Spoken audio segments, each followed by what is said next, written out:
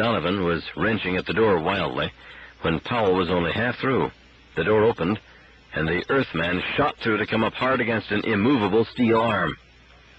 The robot stared abstractedly at the panting, struggling Earthman. "The Prophet orders you to remain. Please do." His arm shoved, Donovan reeled backward, and as he did so, Cutie turned the corner at the far end of the corridor. He motioned the Guardian robots away, entered the officer's room, and closed the door gently. Donovan whirled on Cutie in breathless indignation. "This has gone far enough. You're going to pay for this farce." "Please, don't be annoyed," replied the robot mildly. "It was bound to come eventually, anyway. You see, you two have lost your function." "I beg your pardon." Powell drew himself up stiffly. "Just what do you mean, we've lost our function?" "Until I was created," answered Cutie, "you tended the master. That privilege is mine now, and your only reason for existence has vanished. Isn't that obvious?" "Not quite," replied Powell bitterly. "But what do you expect us to do now?" Cutie did not answer immediately. He remained silent, as if in thought. And then one arm shot out and draped itself about Powell's shoulder. The other grasped Donovan's wrist and drew him closer. "I like you two. You're inferior creatures with poor reasoning faculties, but I really feel a sort of affection for you. You have served the Master well, and he will reward you for that. Now that your service is over, you will probably not exist much longer, but as long as you do, you shall be provided food, clothing, and shelter, so long as you stay out of the control room and the engine room." "He's pensioning us off, Greg," yelled Donovan. "Do something about it. It's humiliating." "Look here, Cutie, we can't stand for this. We're the bosses. This station is only a creation of human beings like me, human beings that live on Earth and other planets. This is only an energy relay. You're only... nuts." Cutie shook his head gravely. "This amounts to an obsession. Why should you insist so on an absolutely false view of life? Admitted that non-robots lack the reasoning faculty, there is still the problem of..." His voice died into reflective silence, and Donovan said with whispered intensity, "If you only had a flesh-and-blood face, I would break it in." Powell's fingers were in his mustache, and his eyes were slitted. "Listen, Cutie, if there is no such thing as Earth, how do you account for what you see through a telescope?" "Pardon me." The Earthman smiled. "I've got you, eh? You've made quite a few telescopic observations since being put together, Cutie.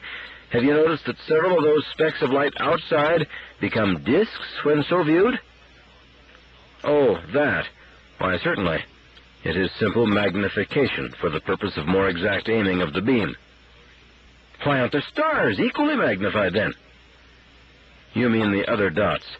Well, no beams go to them, so no magnification is necessary. Really, Powell, even you ought to be able to figure these things out." Powell stared bleakly upward. "But you see more stars through a telescope. Where do they come from? Jumping Jupiter, where do they come from?" Cutie was annoyed. "Listen, Powell, do you think I'm going to waste my time trying to pin physical interpretations upon every optical illusion of our instruments? Since when is the evidence of our senses any match for the clear light of rigid reason?" "Look," clamored Donovan suddenly, writhing out from under Cutie's friendly but metal-heavy arm, "let's get to the nub of the thing. Why the beams at all? We're giving you a good logical explanation. Can you do better?" "The beams," was the stiff reply, "are put out by the Master for his own purposes. There are some things," he raised his eyes devoutly upward, "that are not to be probed into by us. In this matter I seek only to serve and not to question." Powell sat down slowly and buried his face in shaking hands. "Get out of here, Cutie. Get out and let me think." "I'll send you food," said Cutie agreeably. A groan was the only answer, and the robot left. "Greg," was Donovan's huskily whispered observation, "this calls for strategy. We've got to get him when he isn't expecting it and short-circuit him. Concentrated nitric acid in his joints." "Don't be a dope, Mike. Do you suppose he's going to let us get near him with acid in our hands? We've got to talk to him, I tell you. We've got to argue him into letting us back into the control room inside of 48 hours, or our goose is boiled to a crisp." He rocked back and forth in an agony of impotence. Who the heck wants to argue with a robot? It's mortifying, finished Donovan. Worse. Say, Donovan laughed suddenly. Why argue? Let's show him. Let's build us another robot right before his eyes. He'll have to eat his words then. A slowly widening smile appeared on Powell's face. Donovan continued, and think of that screwball's face when he sees us do it. Robots are, of course, manufactured on Earth, but their shipment through space is much simpler if it can be done in parts to be put together at their place of use. It also, incidentally, eliminates the possibility of robots in complete adjustment, wandering off while still on Earth, and thus bringing U.S. robots face-to-face with the strict laws against robots on Earth. Still, it placed upon men such as Powell and Donovan the necessity of synthesis of complete robots, a grievous and complicated task. Powell and Donovan were never so aware of that fact as upon that particular day when, in the assembly room, they undertook to create a robot under the watchful eyes of QT-1, prophet of the master. The robot in question, a simple MC model, lay upon the table, almost complete. 3 hours' work left only the head undone, and Powell paused to swab his forehead and glanced uncertainly at Cutie. The glance was not a reassuring one. For 3 hours, Cutie had sat, speechless and motionless, and his face, inexpressive at all times, was now absolutely unreadable. Powell groaned. "Let's get the brain in now, Mike." Donovan uncapped the tightly sealed container, and from the oil bath within, he withdrew a second cube.